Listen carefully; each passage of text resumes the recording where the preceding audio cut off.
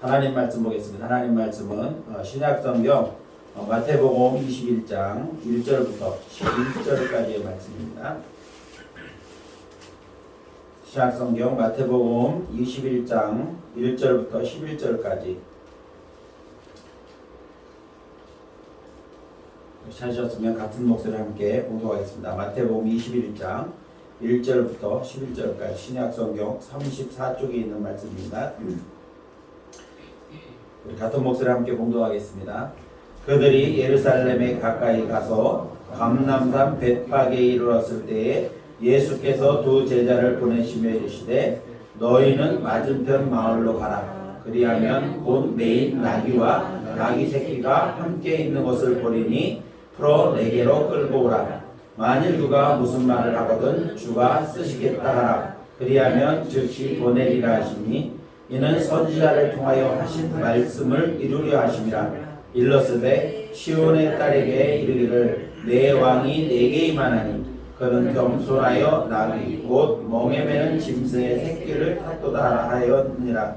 제자들이 가서 예수께서 명하신 대로 하여 나귀와 나귀 새끼를 끌고 와서 자기들의 겉옷을 그 위에 얹음에 예수께서 그 위에 타시니 무리의 대다수는 그들의 겉옷을 길에 펴고 다른 이들은 나뭇가지를 베어 길에 펴고 앞에서 가고 뒤에서 따르는 무리가 소리 높여 이르되 호산나 다윗의 자손이여 찬송하리로다. 주의 이름으로 오시는 이여 가장 높은 곳에서 호산나 하더라. 예수께서 예루살렘에 들어가시니 온 성이 소동하여 이르되 이는 누구냐 하거늘 무리가 이르되 갈릴리 나사렛에서 나온 선지자 예수라 하니라. 아멘. 할렐루야. 우리 서로 인사하겠습니다. 하나님이 당신을 축복하십니다. 하나님이 세상을 축복하십니다. 오늘도 참 좋은 날입니다. 하나님의 크신 은혜와 축복이 사랑하는 성도 여러분들에게 언제나 함께 하시기를 예수님의 이름으로 축복을 드립니다. 지난주에도 토요일날 비가 왔고 또 이번 주에도 또 토요일날 비가 오고 주일날 아침까지 이어졌습니다.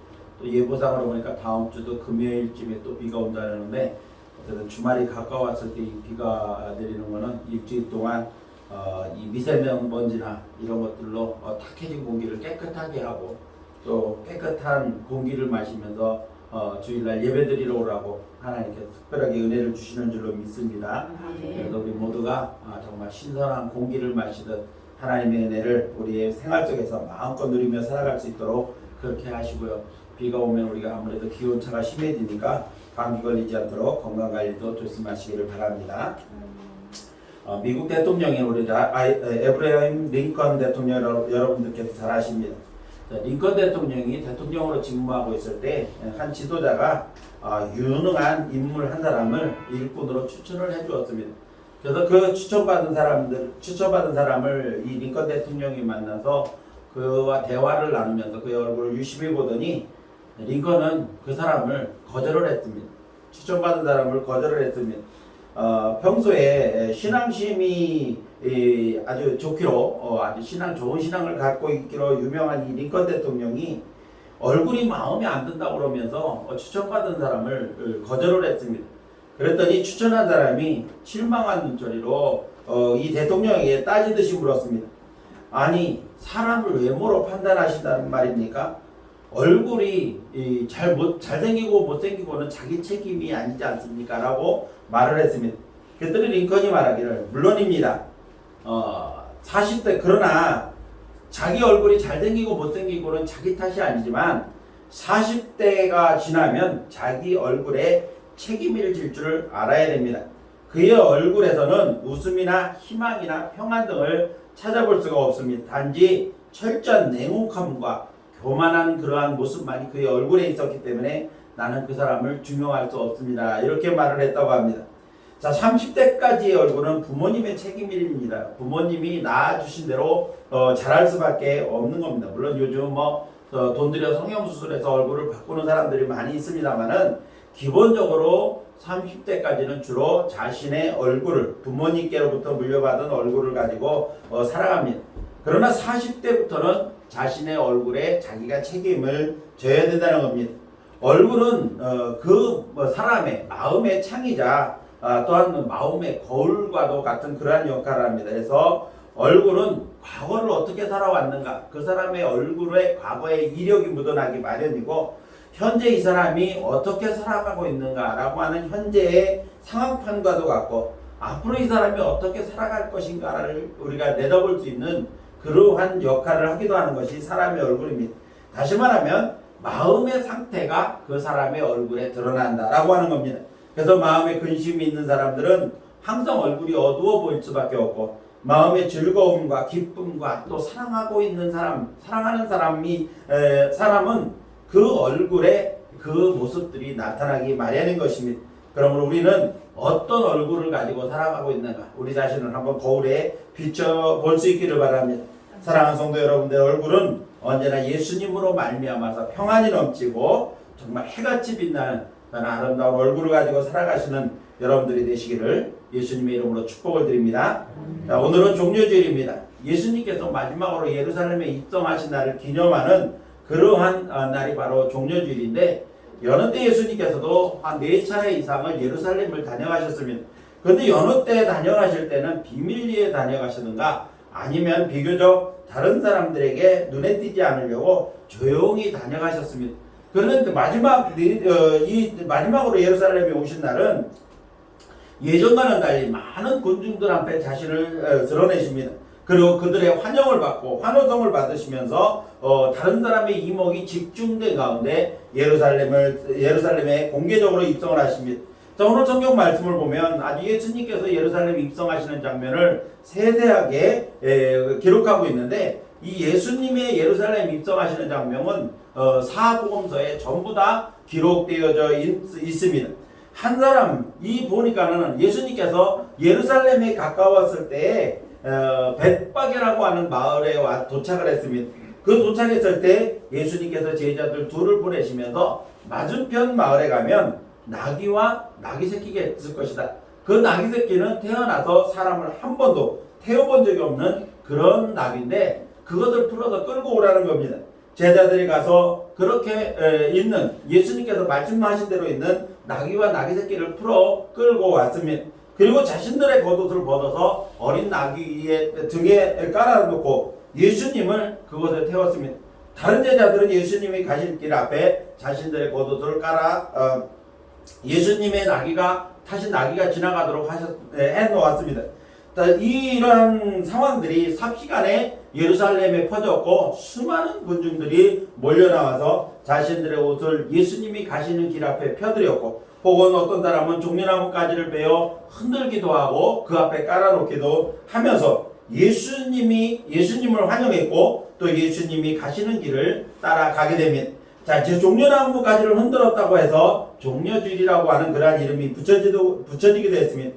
군정들이 외친 환호성을 보면 호산나 다윗의 자손이여 찬송하리로다, 주의 이름으로 오시는 이여 호산나, 이렇게 외쳐댑니다.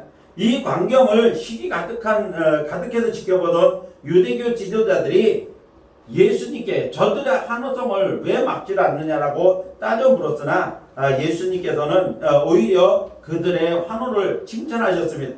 그런데 이 시기가 가득한 유대교 지도자들은 예수님을 죽이고 싶었지만 어떻게 할 수가 있어? 군중들이 하도 많이 몰려들어 어떻게 할 수가 없으니까 예수님을 어떻게든 죽여야 되겠다라고 하는 의지만 다지면서 돌아가게 됩니다. 자, 앞에서 말씀드렸던 것처럼 오늘 종려주일인데 예수님께서 예루살렘에 입성하셨는데, 이 입성을 보통 우리는 승리의 입성이다, 그렇게 표현을 합니다. 교회력에서는 오늘부터 이제 사순절 마지막 주간이 시작되어지고, 마지막 주간인 고난주간의 첫날이 바로 종려주일에 해당되는 겁니다.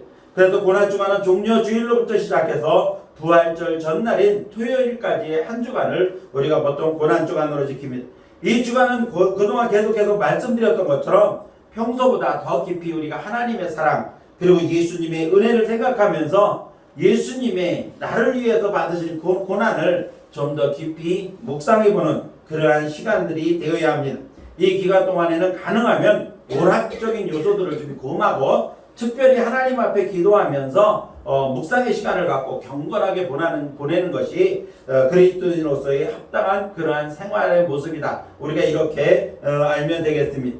저는 오늘 종료주의를 맞이해서 예루살렘에 입성하시는 예수님의 모습 속에서, 그리고 예수님이 입성하실 때 예수님을 향해 외쳤던 군중들의 외침 속에서 어떤 의미가 있는가, 그 외침과 예수님이 예루살렘에 들어가시는 그 모습과는 어떤 의미가 있는가, 이것에 대해서 함께 말씀을 나누려고 합니다. 말씀을 듣는 사랑하는 성도 여러분들도 오늘 종료주의를 맞이해서 예루살렘에 들어가시는 예수님의 모습 속에서, 그리고 군중들이 외치는 그러한 외침에 어떤 의미가 있는가를 깊이 생각하시면서 그 은혜를 함께 누리는 귀한 시간이 되시기를 예수님의 이름으로 축원합니다. 자, 그러면 예루살렘에 입성하시는 예수님은 어떤 분이신가, 어떤 의미가 있는가? 첫 번째로 보니까 예수님은 말씀대로 오신 분이라고 하는 사실을 보여주고 있는 겁니다. 자, 예수님에 대해서는 구약 성경에 예언된 메시아로서 오셨습니다. 구약 성경에 예수님에 대한 예언은 약 400여 회에 걸쳐서 이루어지고 있는데, 예언의 말씀뿐만 아니라 예수님에 대한 어떤 모형적 사건들까지 기록되어 있는 것을 보게 됩니다. 최초의 예언을 보니까 창세기에 보니까 하나님께서 선악과를 따먹고 죄를 범한 아담과 하와를 책망하시면서 또 뱀과 함께 책망을 하시면서 하신 말씀이 있습니다. 창세기 3장 15절 말씀을 보니까 여자의 후손과 뱀의 후손이 원수가 될 것이다. 여자의 후손이 뱀의 머리를 상하게 하고 뱀은 여자의 후손의 발꿈치를 상하게 할 것이라고 하는 예언의 말씀이 성경에 기록된 최초의 예수님에 대한 메시아가 오실 것이라고 하는 것에 대한 최초의 예언입니다. 이것으로부터 시작해서 약 400여 회에 걸쳐서 예언의 말씀도 있고 어떤 상징적인 모습으로서 예수님을 메시아를 표현한 그러한 것들이 있습니다. 자, 동정녀 탄생으로부터 시작해서 십자가의 대속의 죽으심과 부활하시고 승천하시고 그리고 다시 오실 것이라고 하는 예언의 말씀이 있다는 겁니다. 이 예언의 말씀들이 400번 정도 된다는 겁니다. 그 가운데 모든 예언의 말씀들은 다 성취가 되었는데 이제 마지막으로 예수님의 재림에 대한 예언의 말씀만 남아 있습니다. 이 말씀도 재림의 예언도 반드시 이루어질 줄로 믿습니다. 자, 오늘 본문과 관련된 예언의 말씀은 성경에 두 곳에 기록되어 있습니다. 먼저 이사야 62장 11절 말씀을 보니까 여호와께서 땅끝까지 선포하시되 너희는 시온 딸에게 이르라. 보라, 내 구원이 이르렀느니라. 보라, 상급이 그에게 있고 보응이 그 앞에 있느니라. 이렇게 말씀하셨습니다. 자, 예수님께서 예루살렘에 입성하시는 그 장면을 갖다가 표현한 겁니다. 그리고 구체적인 표현은 스가랴 9장 9절 말씀에 시온에 따라 크게 기뻐할지어다. 예루살렘에 따라 즐거이 부를지어다. 보라, 내 왕이 내게 임하나니 그는 공의로우시며 구원을 베푸시며 겸손하여서 나귀를 타시나니 나귀의 작은 것 곧 나귀 새끼니라. 이런 예언의 말씀이 기록되어져 있습니다. 자, 오늘 본문 말씀에서 인용된 말씀인데 예수님께서 예루살렘에 어떤 모습으로 입성하실까에 대한 그러한 이 내용들을 구체적으로 표현한 그러한 말씀이라고 할 수가 있습니다. 그렇습니다. 예수님은 이미 구약에 예언된 말씀대로 오신 분입니다. 또 말씀대로 오셨을 뿐만 아니라 그 말씀대로 오셔서 행하셨고 말씀대로 십자가에 못 박혀 우리를 대신해서 돌아가셨고 또 열흘 동안 세상에 계시면서 부활하신 후 열흘 동안 세상에 계시면서 제자들과 주변 사람들에게 새로운 사명을 주셨습니다. 그리고 다시 오시겠다고 하는 약속의 말씀을 남기시고 하늘로 올라가셨습니다. 그래서 이 말씀도, 이 다시 오시겠다는 말씀도 분명히 이루어 주실 줄로 믿습니다. 사랑하는 성도 여러분, 예수님 구약의 말씀대로, 예언의 말씀대로 이 세상에 오신 하나님의 아들이십니다. 요한복음 1장 1절 말씀을 보니까 태초에 말씀이 계셨다. 이 말씀이 하나님과 함께 계셨으니 이 말씀이 곧 하나님이다. 이렇게 말씀하셨습니다. 그러면서 이 말씀이 육신이 되어 우리 가운데 오셨다. 이렇게 말씀을 하고 계시는 겁니다. 그러므로 예수님은 하나님의 말씀 그 자체라는 겁니다. 그러므로 예수님이 예루살렘에 입성하시는 그 마지막 장면에서 말씀이 되어 우리 가운데 오신, 육신이 되어 우리 가운데 오신 그 하나님께서 우리 가운데 거하시려고 하나님이심을 우리 가운데 보이시려고 이 땅에 오셨다는 겁니다. 그렇기 때문에 말씀이 되셔서 우리 가운데 오신 이 하나님을 우리가 믿음과 큰 기쁨으로 우리가 받았고, 그리고 또 그대로 믿기만 하면 우리는 그 말씀의 은혜를 그대로 받게 된다는 겁니다. 그러면 저와 여러분들이 이 말씀이 육신되어 우리 가운데 오신 예수님, 구약에 예언하신 그 예언된 말씀대로 오신 그 예수님을 우리가 믿으면 그 예언된 말씀대로 우리 가운데 그 은혜를 누릴 수가 있게 되어진다는 것입니다. 이제 사랑하는 성도 여러분들이 말씀대로 오신 그 예수님을 더욱더 분명하게 믿으심으로 예언된 말씀이 또 그 축복이 여러분들에게 그대로 누려지게 되시기를 예수님의 이름으로 축원합니다. 두 번째로 예수님은 어떤 분이시냐? 예루살렘 입성하시는 예수님은 어떤 분이시냐면 예수님은 찬양받으시기에 합당하신 분이다라고 하는 사실을 우리에게 보여주고 있는 겁니다. 사실 예수님의 예루살렘 입성 장면을 우리가 머릿속에 영화의 한 장면처럼 그려본다고 한다면 그다지 폼나는 장면이 그려지지는 않습니다.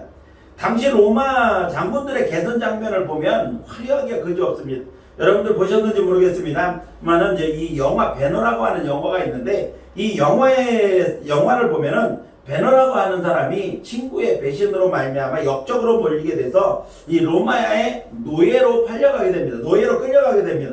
로마로 끌려간 이 배너는 이제 전투에서 전투선 즉 배에 노를 젓는 노예가 되었습니다.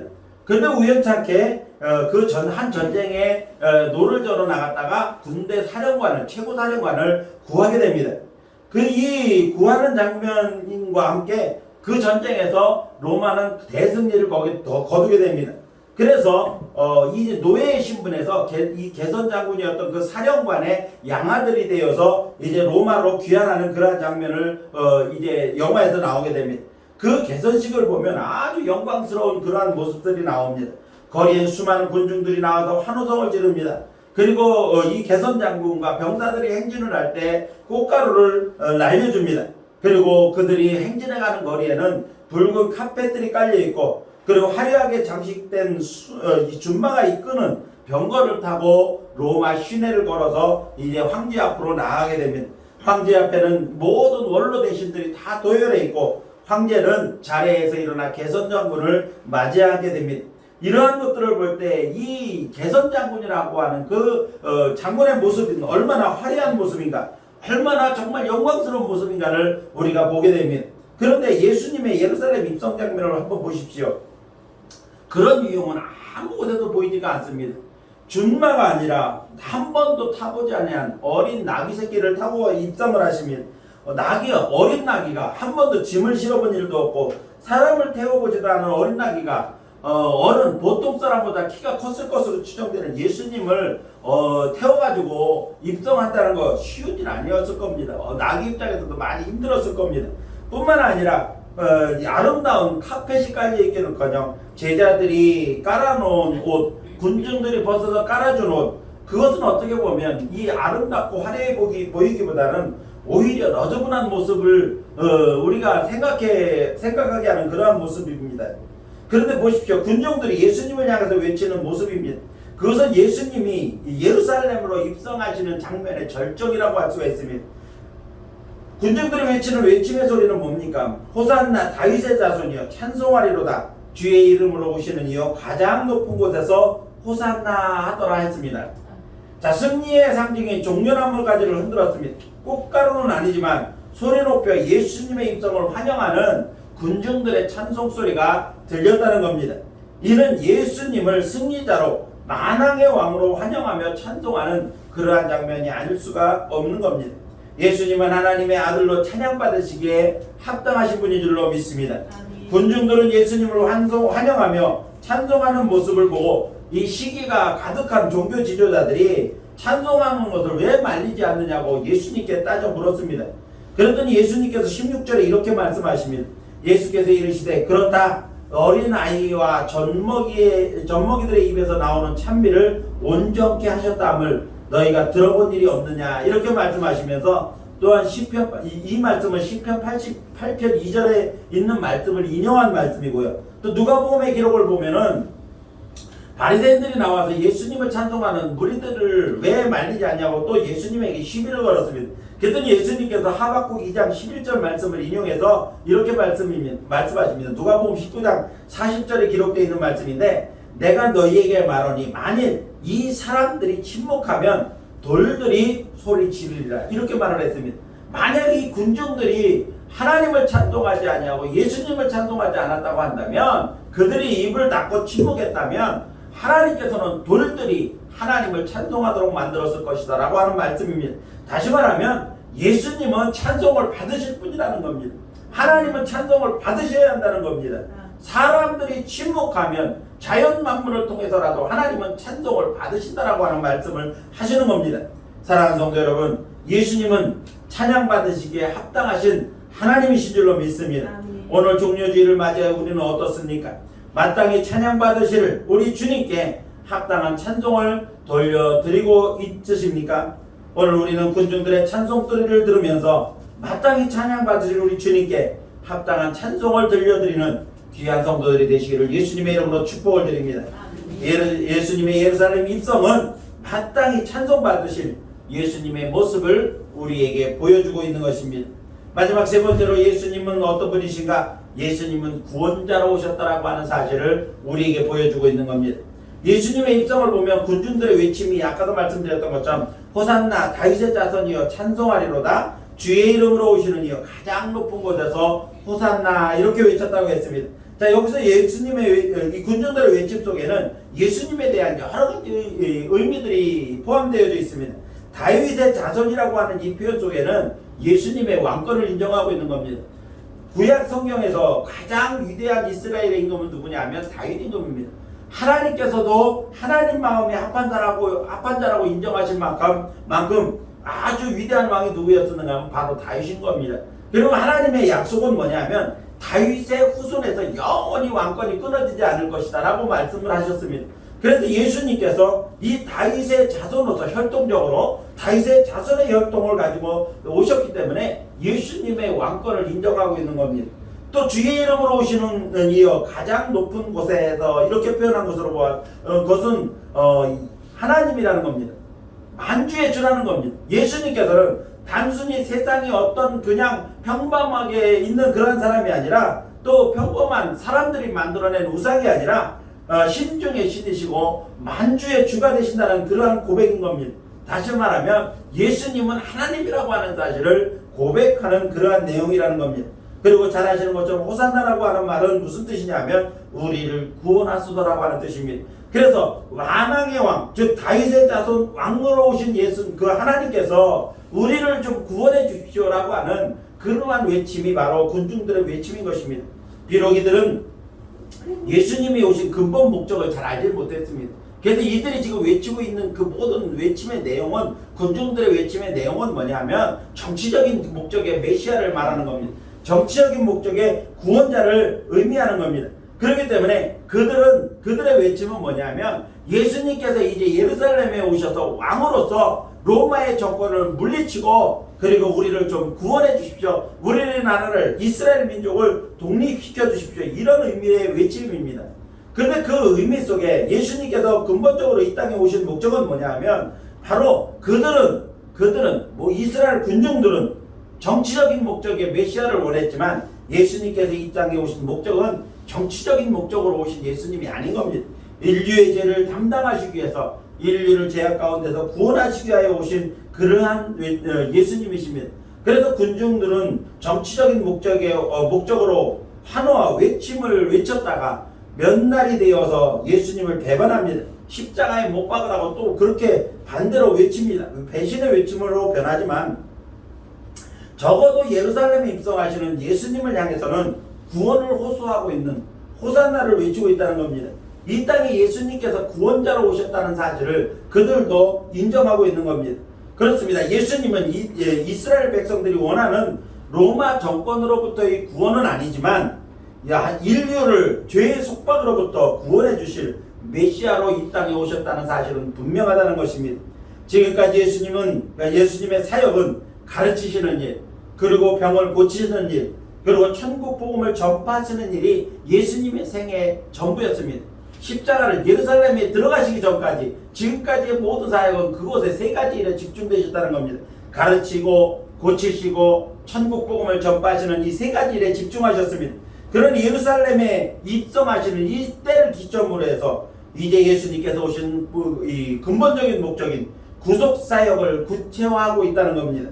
한 주간 고난 주간과 십자가에서 죽으심을 통해서 완전한 구원자로서의 사역을 감당하셨다는 겁니다. 그래서 종려주일로부터 부활주일까지 이 한 주간 동안 예수님에 관련한 예언들이 가장 많이 성취된 그러한 이 날들이기도 한 겁니다. 무엇보다 예수님께서 십자가를 지고 돌아가심으로 말미암아 모든 믿는 자에게 구원의 은총을 베풀어 주셨다는 것입니다. 이 사실을 마음으로 믿고 입으로 시인하는 모든 자들이 구원을 받고 하나님의 자녀가 되었다는 사실이 중요한 것입니다. 자, 이 사실이 왜 중요합니까? 모든 사람은 죄인이기 때문입니다. 그래서 그 죄의 삭스로 사망할 수밖에 없는 그러한 존재였기 때문이라는 겁니다. 따라서 아담 이후로 모든 사람은 죄의 대가로 죽음을 피해간 사람이 없었다는 겁니다. 따라서 아담 이후로는 모든 사람들이 죄의 대가로 죽음을 면치 못했는데 예수님이 세상에 오신 목적이 바로 이 죄의 문제를 해결하고 죽음의 문제를 해결하기 위해서 호산나하시기 위해서 우리 가운데 오셨다는 겁니다. 따라서 우리에게 주어진 구원은 예수님이 오신 목적을 이루시는 일이며 전적인 하나님의 은혜라는 겁니다. 그래서 로마서 5장 8절 말씀에 우리가 아직 죄인 되었을 때 그렇게서 우리를 위하여 죽으심으로 하나님께서 우리에게 대한 자기의 사랑을 확증하셨다고 말씀하셨습니다. 예수님께서의 십자가의 죽으심은 우리를 향하신 하나님의 사랑의 확증이라는 겁니다. 또 에베소 2장 8절 말씀에 너희가 그 은혜로 인하여 믿음으로 말미암아 구원을 받았으니 이것이 너희에게서 난 것이 아니라 하나님의 선물이라 했습니다. 하나님의 선물로 우리가 구원을 받았다는 겁니다. 내 공로가 아니라 하나님의 전적인 사랑과 그리고 그 사랑에 의해 값없이 주어지는 선물로 우리가 구원을 받았다는 사실입니다. 이것을 위해서 예수님께서 오셨다는 겁니다. 사랑하는 성도 여러분, 여러분은 예수님을 믿음으로 구원을 받으신 줄로 확신하십니까? 아멘. 오늘 예수님의 예루살렘 성에 입성은 예수님께서 구세주로 이 땅에 오셨음을 우리에게 밝히 보여주는 그러한 사건이 아닐 수가 없는 겁니다. 이제 사랑하는 성도 여러분들이 종려주의를 맞이하여 이 하나님의 사랑을 다시 한번 깊이 깨닫고 믿음으로 이 귀한 구원의 은총을 더욱더 확신하고 감사하는 성도들이 되시기를 예수님의 이름으로 축원합니다. 이제 말씀을 마칩니다.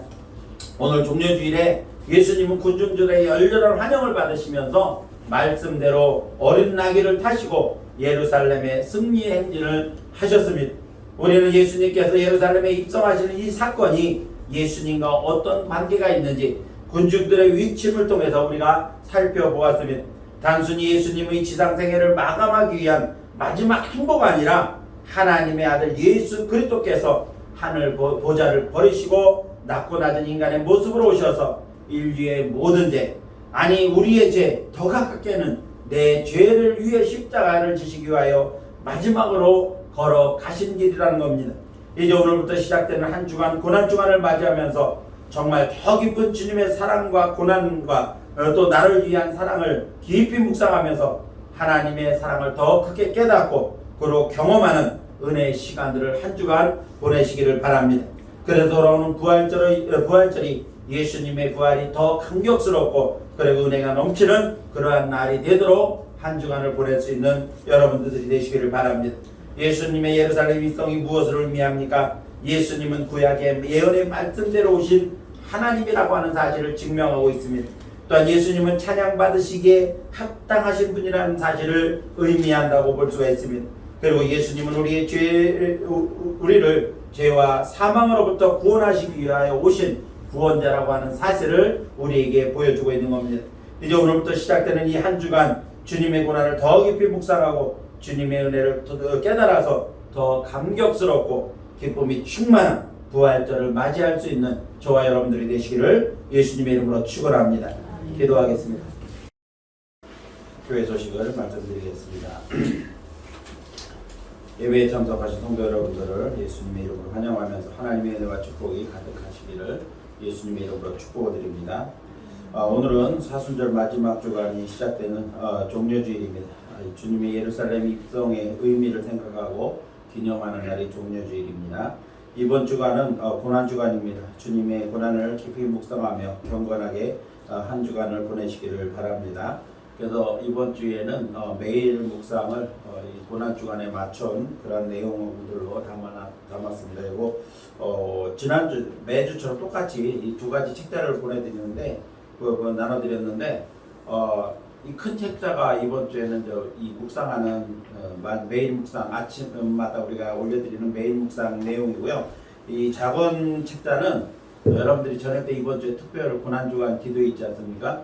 우리가 교회에 모이지를 못하고 각자 정한 처소에서 이제 8시에 시간을 정해고 8시에 우리가 다 같이 기도할 텐데, 기도할 때 저녁 먹을 때쯤 돼서 6시에서 한 7시 그 사이에 제가 이 말씀을 이제 올려드릴 겁니다. 책자로 가지고 가시는 분들은 기도하는 시간에 먼저 이 책자를 읽고 나서 이제 설교가 없으니까 읽고 나서 기도를 하시고요. 또 인터넷에 우리가 매일 묵상 올려드리듯이 제가 저녁 먹을 시간쯤에 올려드릴 겁니다. 그러니까 저녁 때 기도해야 할 때 여러분들이 참고하셔서 꼭 묵상하시고 그리고 기도를 하시기 바랍니다. 작은 게 기도회 때 쓰는 말씀이고 큰 책자가 이번 주에는 매일 묵상 말씀입니다. 여러분들이 이번에 좀 바꿔서 했으니까 내용에 차이가 있어서 좀 바꿔서 했으니까 여러분들이 참고하셔서 이렇게 헷갈리지 않도록 그렇게 해주시기를 바랍니다. 고난주간 기도회는 월요일부터 토요일까지, 이번 주 토요일까지 하겠습니다. 토요일까지 매일 저녁 8시에 우리가 각자 정한 처소에서 가족들이 모일 수 있으면 가능하면 가족들은 한 곳에 모여서 하면 좋겠고요. 안 되시는 분들은 뭐 교회든 자기 방이든 어쨌든 각자가 정한 처소에서 매일 저녁 8시에 우리가 함께 기도해 주시기를 바랍니다. 다음 주일은 부활주일입니다. 죽음의 권세를 깨뜨리고 부활하신 승리의 주님을 기쁨으로 예배할 수 있도록 한 주간 동안 우리가 기도하시면서 준비 잘 하셔서 부활주일날 참석해 주시고요. 다음 주는 우리가 그동안 작년에는 한 번도 하지 못했는데 성찬식을 우리가 거행하도록 그렇게 하겠습니다. 그래서 성찬의 의미도 잘 생각하시면서 한 주간 보내시고 주일날 예배에 참석해 주시기를 바랍니다. 그리고 가능하면 4월달부터는 우리가 성전에서 예배드리는 것을 우선으로 해서 온라인으로 예배드리시는 분들도 가능하면 성전에 나와서 예배드릴 수 있도록 그렇게 해주시기를 부탁을 드립니다. 코로나19가 계속되고 있는데 매사에 조심하면서 방역수칙도 잘 지키고 해서 안전한 생활 하실 수 있도록 그렇게 해주시고요. 매일 묵상 성경 읽기 신앙 성장을 위한 개인 경건에 우리가 계속해서 힘써 주시기를 바라고요. 어려운 때 서로 위로하고 격려하면서 사랑을 나누는 우리 성도들이 다 되시기를 바랍니다.